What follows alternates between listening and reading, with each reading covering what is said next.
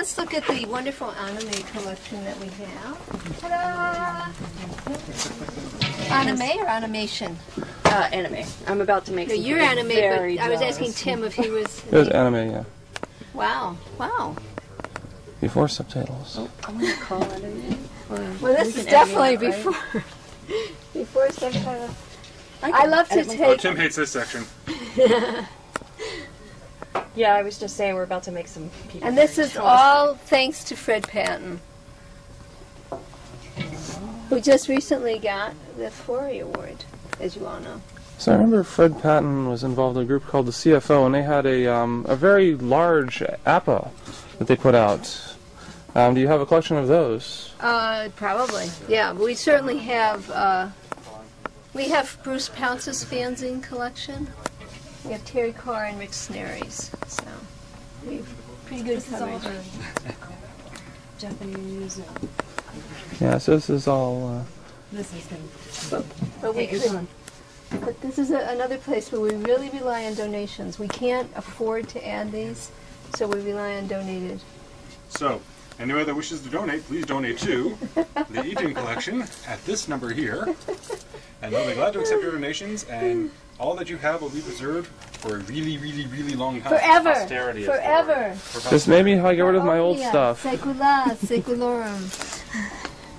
So, what I want to do now is walk you to the archives. Now, you've got the sense, we're walking past the whole Eaton, all these things here, part of Fred Patton's collection, and fanzines. Everything is stored in acid-free boxes.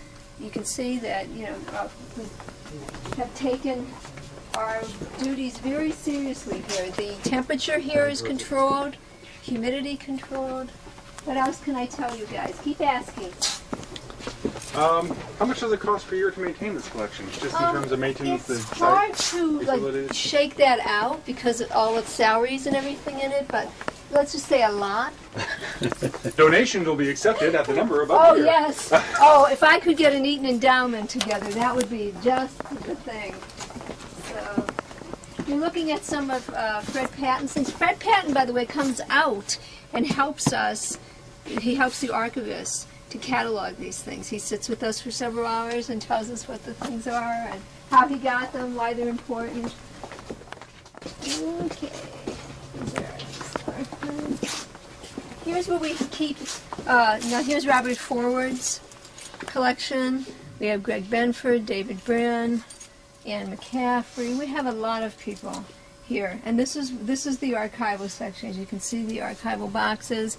These are the fanzines.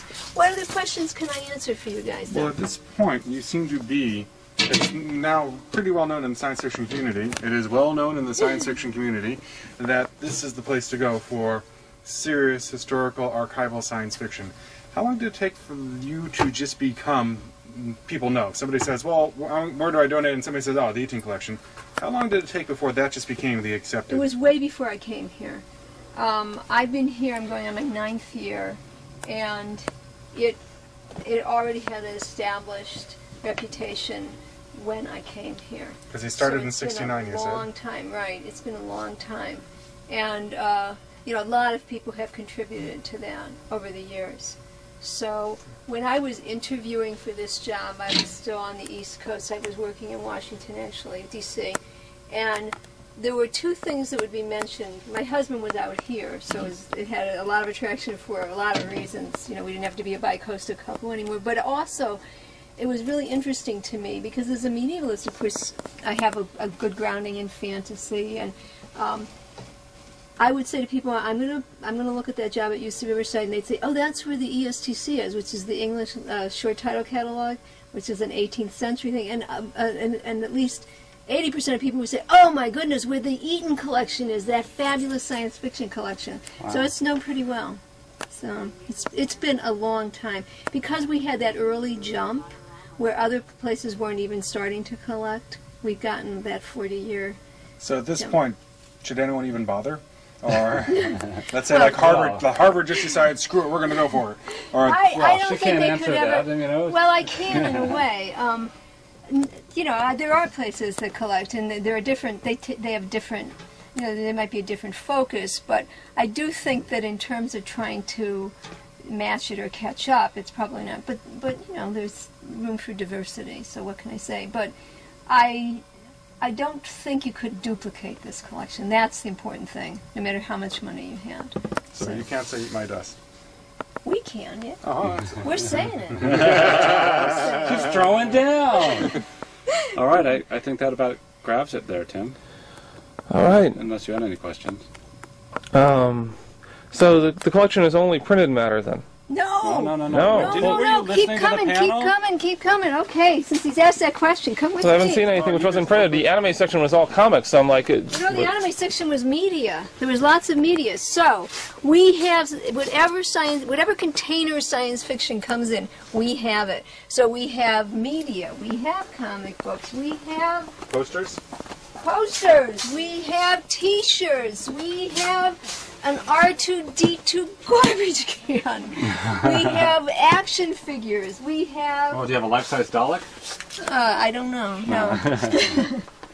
But here, come around here, Tim, because this is something that one of our alumni has given us all his action figures. We have all sorts of things. We have original drawings by Rotzler. We have it all. Yes, so eat my dust, since you asked that.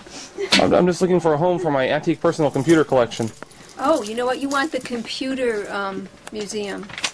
You do. Okay, You Tim, want the computer museum. Fling the camera on. We have some stuff. But I'd that- like to hear about what you have, Tim, because we might want We're them. talking about the treasures for below $5, and this was actually I think $4.50. And believe it or not, I had when I bought it and brought it here, I had to do original cataloging on this. Wow. Nobody else has it Wow. because nobody. This was the stuff that you give your nephew, who promptly, destroy it. But on the other hand, we have manuscripts by Ray Bradbury. Oh my. On the typewriter. On the typewriter, these are Another version of the naming of the names. Ray B. Wow. Incredible. with his, notes, personal. So both are unique in Unquestionably. completely different Yes. sense. Well, my kingdom for one of these, man. He is such an incredible writer Came out? and conceptualist. It's not just that he has great ideas; it's that the level of his writing, it's poetry. Yeah, it's very good. I love it.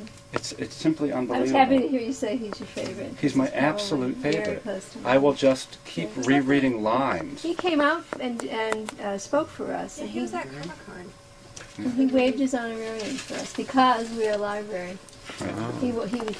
Libraries, he Grew up said, in were Europe. his education, and he never charges libraries any fees. So, very generous. No, yeah.